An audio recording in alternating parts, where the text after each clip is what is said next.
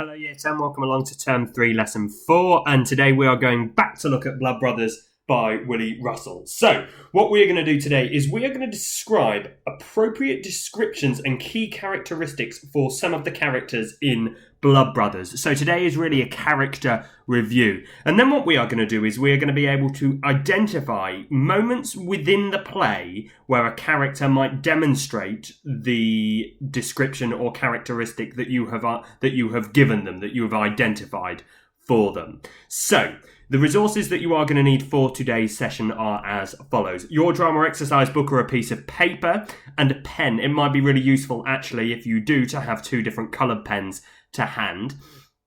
And then you are going to need a copy of Blood Brothers by Willie Russell. And also, and this is not a yes or no, but it might be good to have access to the internet because there might be a task that is a little bit difficult for you, so you might want to do a little bit of extra research by looking online. So pause this video now, go and get the resources that you need, and come back when you are ready. Okay, wonderful, welcome back. So today's lesson really consists of just one task, and I want to take you through today's task. So if you go to have a look at the box at the top of the screen that says today's task, I'm going to ask you to create a bubble map for each of the following characters. So it's going to be Mrs. Lyons, Mrs. Johnston, Mickey, Edward, and Linda. Now, for those of you who can't remember what a bubble map is, all you do is you write the name of the character that you are talking about. You draw a circle around it, you draw a line off it, and then you describe them, and then you draw another line off it, and you talk about where they demonstrate that characteristic or that description in the play. And you can see that my example, which is in the green box, helps you to really just understand not only an example for Mrs. Johnston, but it helps you to understand how you might structure that. So, what I am looking for is this. Your bubble map success criteria is this. So for each of your 5 characters, I want you to think of between 6 to 8 different descriptions of that character. Now, these could be descriptions of their personality, a characteristic, maybe a feeling or emotion that they demonstrate at some point within the play, and I want you to write that on your map. Okay, so as you can see on my map, I've done an example of Mrs. Johnston, and then in purple I've given my description of her. So she is a superstitious character, so I've done that in my first colour. And then coming off that, I've drawn an arrow where I have demonstrated a moment in the play where she demonstrates that characteristic or that description. So in my case, it's the description of being a superstitious lady. And what I have done is I have just given the moment where it happens. So she demonstrated this when she panics about Mrs. Lyons putting shoes on the table. So what I have done is I've just given you an example of one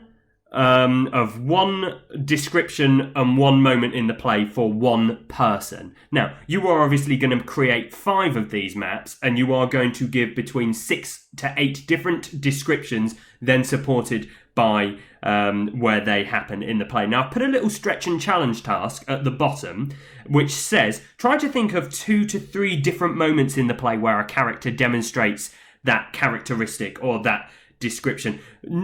Sometimes that's not going to be possible. So superstition, especially for Mrs. Johnston, that's probably one of the only recognisable moments where it happens. There's a couple of other moments where Mrs. Lyons says to her, "Oh, well, if the boys ever meet, then they will both die." Now that actually comes true, but I don't think Mrs. Johnston is particularly superstitious over that, so it's probably not worth me writing down. But if you were to give, say, for another example, if you were to describe Mrs. Johnston as maybe being a caring person, you could probably give me 2 or 3 different examples within the play where she demonstrates that caring nature. So that is an outline of the task. So I'm going to go through it one more time. You're just going to need, so you see the example in front of you. Okay, mine is Mrs. Johnston. You are going to need to create 5 different versions of that with 6 to 8 different descriptions, each supported by at least one identification of where that description is apparent or presented or demonstrated within the play. Now, finally, before I let you have a go at doing this task, if you struggle, so if you notice the pink box on the right-hand side, if you struggle to think of moments where they demonstrate the descriptions of the characteristics, so my thoughts are it's probably going to be relatively straightforward for you to think of descriptions of the characters. You know the characters reasonably well. We've looked at lots of them before.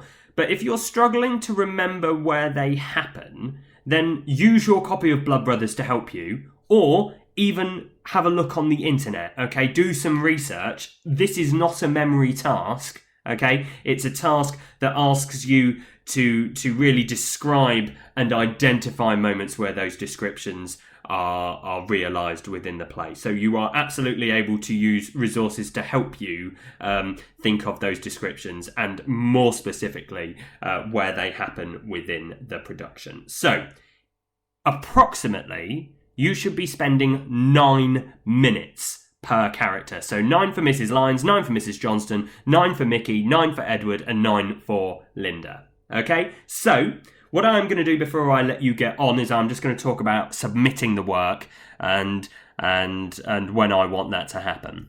So please upload when I tell you to your work to Microsoft Teams. That will either be before or on the date that it is due. But what needs to be submitted? So today's lesson and next lesson merge, okay? They basically are looking at similar content, and you're going to do some more of this type of task in the next lesson. So really I don't need to see your notes from today until you have completed that task, because it just makes sense for me to look at them all together. So it might be that you even want to do them on the same bit of paper or so on. So please do not send me your resources for today's session. Wait until we have completed our second lesson of this week and send the work for both Term 3, Lesson 4 and 5. I will set a deadline for both pieces of work in your next lesson, okay? And that will be Lesson 5. So don't look for an assignment popping up on Microsoft Teams. Don't email it to me. Keep it safe. And then what I will do is I will explain how I want that submitted in your next session. Okay, Year 10, good luck. Let me know if you need any help. Stay safe. Thank you very much. Goodbye.